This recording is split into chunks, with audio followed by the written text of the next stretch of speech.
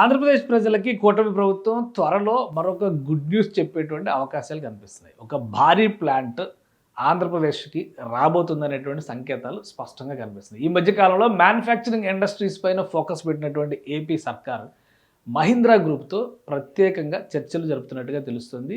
ఈ చర్చల ప్రాసెస్‌ని కూడా డైరెక్ట్‌గా ఏపీ సీఎం చంద్రబాబు నాయుడే మానిటర్ చేస్తున్నట్టుగా తెలుస్తుంది.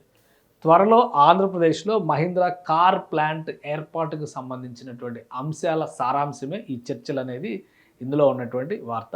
అసలు ఏం జరుగుతోంది, ఏ అంశాలను ప్రతిపాదిస్తున్నారు ఒకసారి విశ్లేషిద్దాం. ఆంధ్రప్రదేశ్ని మ్యానుఫ్యాక్చరింగ్ హబ్గా మలిచేటువంటి క్రమంలో ముఖ్యంగా ఇక్కడ ఇండస్ట్రియల్ పార్కులను ఏర్పాటు చేసేటువంటి పరిశీలనని కారిడార్ల వారీగా, అంటే వైజాగ్ చెన్నై కారిడార్ ఒకవైపు ఉంది, హైదరాబాద్ బెంగళూరు కారిడార్లో ఉన్నటువంటి మార్గాలు, అలానే చెన్నై బెంగళూరు కారిడార్లో ఉండేటువంటి మార్గాలు, వీటన్నిటిని ఇంటిగ్రేట్ చేస్తూ రాష్ట్ర ప్రభుత్వం కొన్ని పారిశ్రామిక నడవాల ప్రతిపాదన చేస్తుంది. ఇక్కడ నాయుడుపేట క్లస్టరు, ఏర్పేడు, శ్రీకాళహస్తి క్లస్టరు, అలానే గన్నవరం కంకిపాడు నాడు, ఇటు కాకినాడ నాడు, ఇటు విశాఖపట్నం నాడు, ఇదంతా కూడా ఈ జోన్, అంటే ఇండస్ట్రియల్ క్లస్టర్స్కి సంబంధించినటువంటి జోన్గా కోస్టల్ తీరంలో కనుక ఉంటే ఎగుమతులు దిగుమతులకి సంబంధించినటువంటి అంశాల్లో కూడా ఎక్కువ వెసులుబాటు వస్తుందని చెప్పని భావిస్తున్నారు.